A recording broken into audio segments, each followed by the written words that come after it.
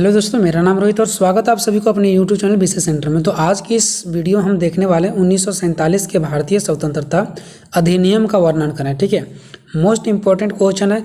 और भी अगर आप वीडियो का आंसर देखना चाहते हैं तो डिस्क्रिप्शन में लिंक दिया गया, वहाँ पे जाकर के चेक करो। और भी बहुत सारे मैंने वीडियो बना दिया है जो आपके एग्जाम के लिए इंपॉर्टेंट है, जाकर के जरूर देखें। ठीक है, आज का मेरा क्वेश्चन है 1947 के भारतीय स्वतंत्रता अधिनियम का वर्णन करें। मैं आपको बहुत ही बेस्ट तरीका से एक्सप्लेन करके बताऊंगा, आपको हर एक चीज़ समझ में आएगा। ठीक है, लेकिन इससे पहले ये समझो कि 1947 के भारतीय स्वतंत्रता अधिनियम का वर्णन जो हम लोग करने जा रहे हैं, इसका स्टार्टिंग कैसे हुआ, क्योंकि हर एक वीडियो में हर एक क्वेश्चन की जैसा मैं आपको कुछ ना कुछ पहले ही बता देता हूं ताकि आप बाद में समझ में बहुत अच्छे से आए।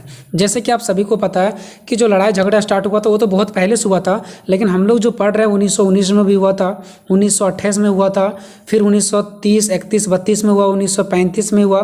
ठीक है, बहुत सारा इधर से लड़ाइयाँ चल रहा था अंग्रेजों के प्रति, ब्रिटिशों के प्रति, भारत के लिए। ठीक है, तो ये सब लड़ाई झगड़ा सब चल रहा था। आप सभी को पता होगा कि द्वितीय विश्व युद्ध होता है। ठीक है, 1939 से 1945 द्वितीय विश्व युद्ध का भी भारत के स्वतंत्रता में सबसे बड़ा योगदान हुआ। क्यों?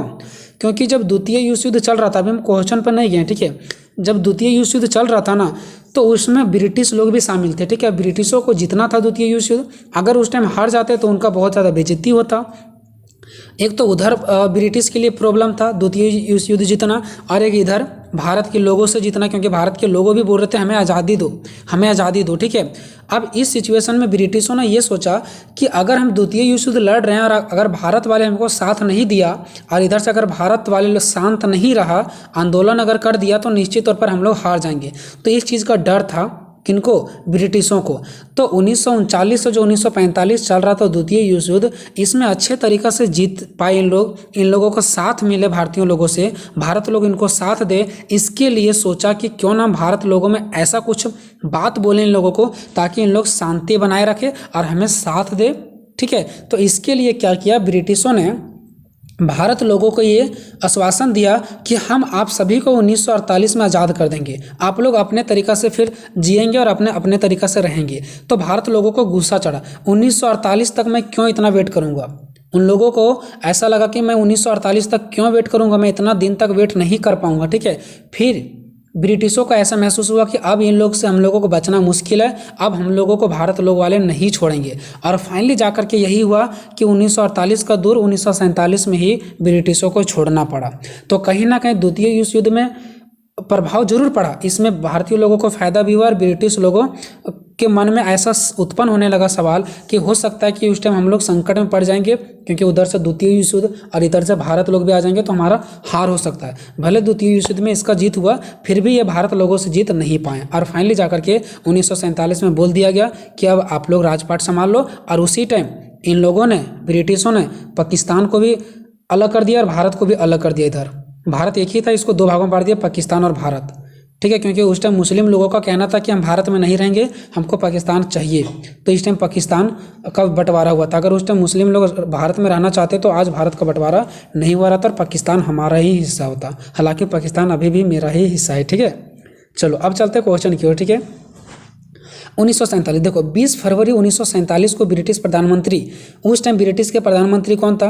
देखो, हमारा देश आज़ाद हुआ था 15 अगस्त 1947, लेकिन 15 अगस्त 1947 से पहले जितना भी डेट आएगा सब में ब्रिटिश लोगों का ही हाथ है। ठीक है, तो 20 फरवरी 1947 को ब्रिटिश प्रधानमंत्री, जिसका नाम क्या था, क्लीमेट एटली, ने घोषणा की कि 30 जून 1947 को भारत में ब्रिटिश शासन समाप्त हो जाएगा।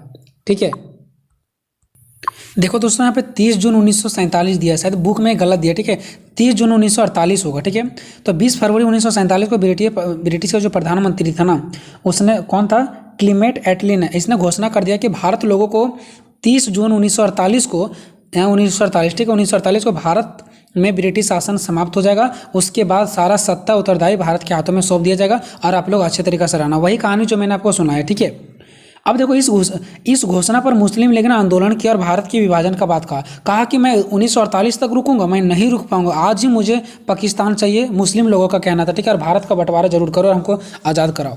मुस्लिम लोग भी इतना इंतजार करने के लिए तैयार नहीं थे। ठीक है, फिर फाइनली जाकर के क्या होता है, 3 जून 1947 को ब्रिटिश सरकार ने फिर स्पष्ट किया कि 1946 में गठित संविधान सभा द्वारा बनाया गया संविधान उन क्षेत्रों पर लागू नहीं होगा जो इसे स्वीकार नहीं करेंगे। देखो, अब ब्रिटिश लोग वाले भी बहुत ज़्यादा दिमाग लगाते थे। उन लोगों का ये कहना था कि 1946 में जो हम एक नियम पारित किए थे, आप सभी को याद होगा, पिछले वीडियो में बताए थे, तो अंग्रेजों ने ये फुसला करके कहा कि 1946 में जो हम नियम लागू किए ना, वो नियम उन सभी लोगों पर लागू नहीं होगा जो इस नियम को नहीं मानेगा। यानी कि ये बोल रहे थे 1948 में जाकर के हम क्या करेंगे, आज़ाद करेंगे, लेकिन भारत के लोगों का कहना था 1948 में हम इतना वेट नहीं करेंगे। तो ब्रिटिशों का कहना था कि तो फिर आपको 1946 वाला लाभ नहीं मिलेगा। ठीक है, फिर आगे देखो क्या हुआ।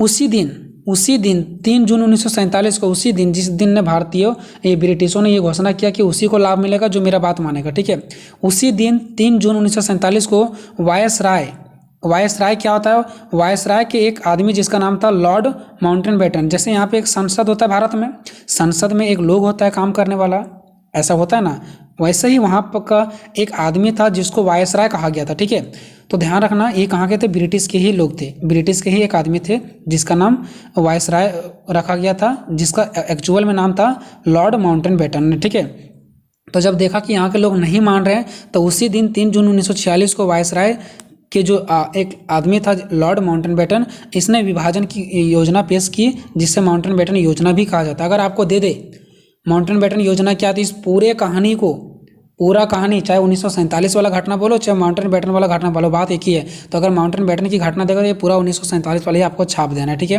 तो जो ब्रिटेन के माउंटबेटन, ये लॉर्ड माउंटबेटन थे, इसने घोषणा कर दी कि चलो अगर आप लोग नहीं मान रहे हो तो आप लोगों का विभाजन कर दिया जाएगा और आप लोग अब अच्छे से रहो।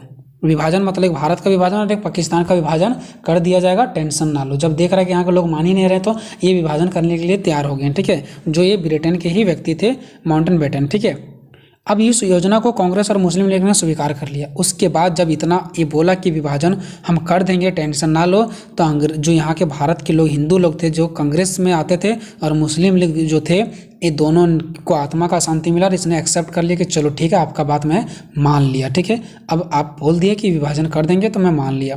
अब यहाँ भी एक प्रॉब्लम है कि भारत के लोगों ने कैसे एक्सेप्ट किया कि भारत का विभाजन किया जाएगा और हम स्वीकार कर लेंगे। ऐसा ही इसलिए कि चलो भारत का विभाजन हो जाएगा वो सही, लेकिन कम से कम ब्रिटिश लोग छोड़ के तो हमें चले जाएंगे, इसलिए विभाजन करने के लिए इन लोग संतुष्टि कर लिए। नहीं तो इनके पूरा दिल से संतुष्टि पर विचार नहीं था, लेकिन कुछ ना फायदा से कुछ तो फायदा होगा, ऐसा इन लोगों का कहना था। ठीक है, इस प्रकार भारतीय स्वतंत्रता अधिनियम 1947 बनाकर उसे लागू कर दिया गया।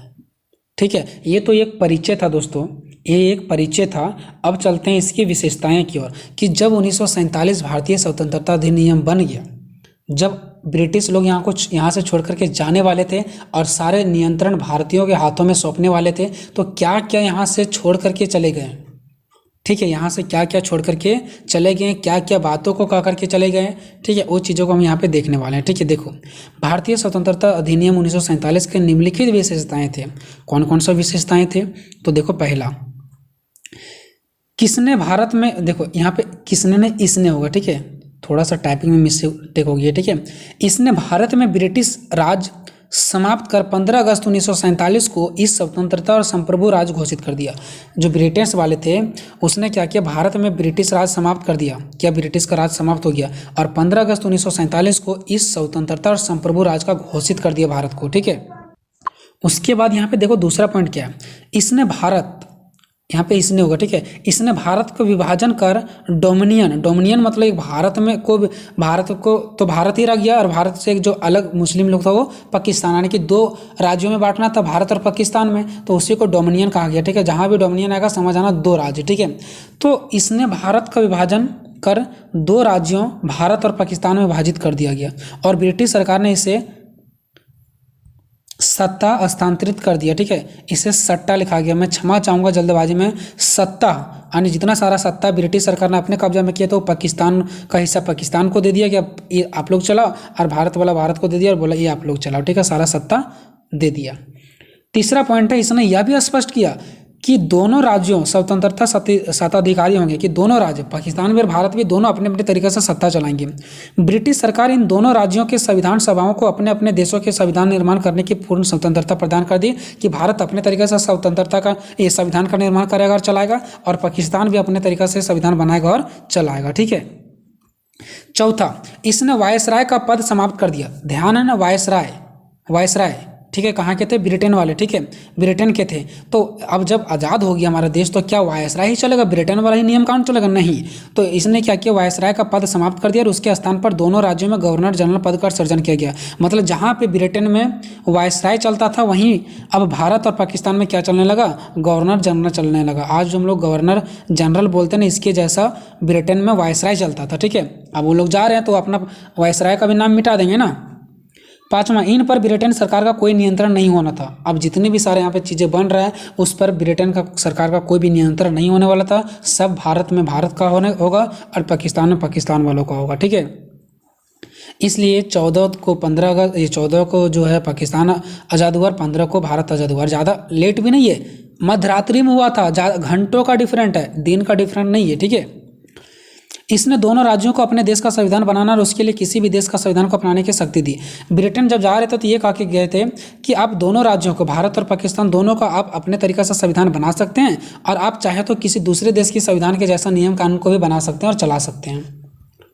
नेक्स्ट पॉइंट जो रखा गया था, 7वां पॉइंट, ऐसा क्या था 7वां पॉइंट, सभाओं को यह भी शक्ति दी गई कि जो भारत और पाकिस्तान की जो संविधान सभा के जो था उसमें यह भी शक्ति दिया गया कि किसी भी ब्रिटिश कानून को समाप्त करने के लिए कानून बना सकती है। कि जो ब्रिटिश वाले हम लोग जो कानून बना करके जा रहे हैं, आप लोगों के हाथों में है कि मेरे द्वारा यानी कि ब्रिटिशों के द्वारा बनाया गया कानून को, कोई भी कानून को आप लोग क्या कर सकते हो, समाप्त कर सकते हो, खत्म कर सकते हो और आप नए कानून को भी बना सकते हो। यहाँ तक कि उन्हें यह भी स्वतंत्रता दिया गया था कि इस अधिनियम को भी निरस्त करने का अधिकार था। यानी जो अधिनियम हम लोग बनाए थे 1935 का अधिनियम, इस अधिनियम वगैरह को भी आप लोग क्या कर सकते हो, समाप्त कर सकते हो।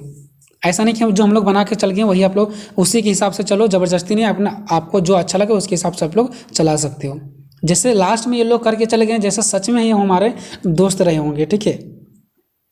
15 अगस्त 1947 के बाद ब्रिटिश संसद में पारित हुआ कोई भी अधिनियम दोनों डोमिनियन पर तब तक लागू होगा जब तक कि दोनों डोमिनियन मतलब ये दो राज्य, ठीक है, इस कानून को मानने के लिए कानून नहीं बना लेंगे। देखो ऐसा ये कहा गया कि जब 15 अगस्त 1947 के बाद ब्रिटिश संसद में पारित हुआ कि कोई भी अधिनियम जब तक आप लोग अपने खुद पैरों पर खड़े नहीं होंगे तब तक आप लोगों को ब्रिटिश राज्य के द्वारा दिया गया जो कानून है उस कानून को मानना पड़ेगा।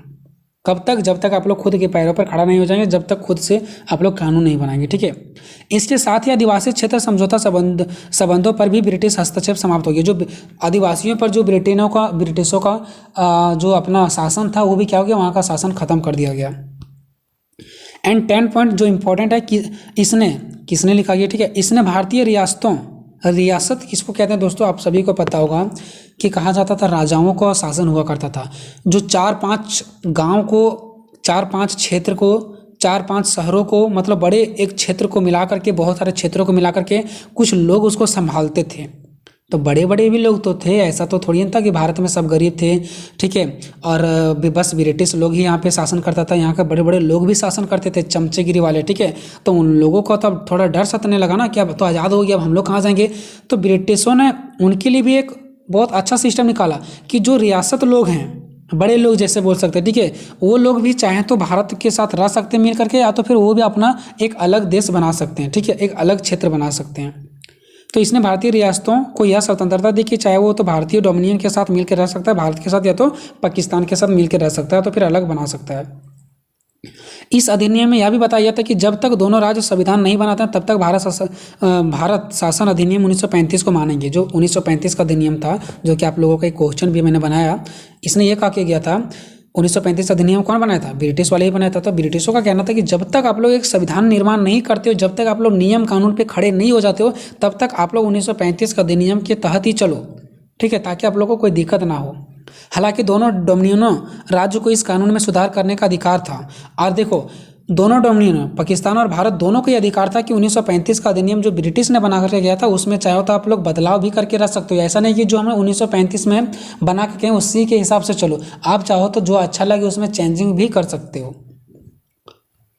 अब 13 पॉइंट है कि 15 अगस्त 1947 में 15 अगस्त 1947 के पूर्व के यानी उन्हीं 15 अगस्त 1947 में जब आज़ाद हुआ उसके पहले जो सिविल सेवा के कर्मचारी लोग थे वही सुविधा मिलती रही जो उन्हें पहले प्राप्त था। यानी आज़ादी से पहले जैसा उन लोगों को सेवा मिलता था कर्मचारियों लोगों को, वैसा सेवा बाद में भी मिलना शुरू हो गया। ठीक है, अब देखो 14 से 15 अगस्त 1947 की मध्य रात्रि को भारत में ब्रिटिश शासन का अंत हो गया, मतलब ब्रिटिश यहाँ से छोड़ के चले गए और समस्त शक्तियाँ दो नए स्वतंत्र डोमिनियन भारत और पाकिस्तान को हस्तांतरित कर दी गई। उसके बाद जवाहरलाल नेहरू को भारत के पहले प्रधानमंत्री के रूप में शपथ दिलाई गई।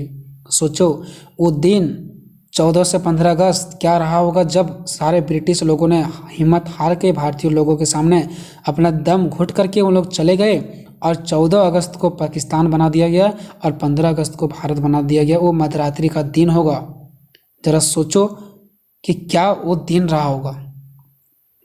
ठीक है, तो यहाँ से दोस्तों मेरा क्वेश्चन ख़त्म होता है। अब हम लोग मिलेंगे नेक्स्ट क्वेश्चन के साथ, तब तक जय हिंद जय भारत।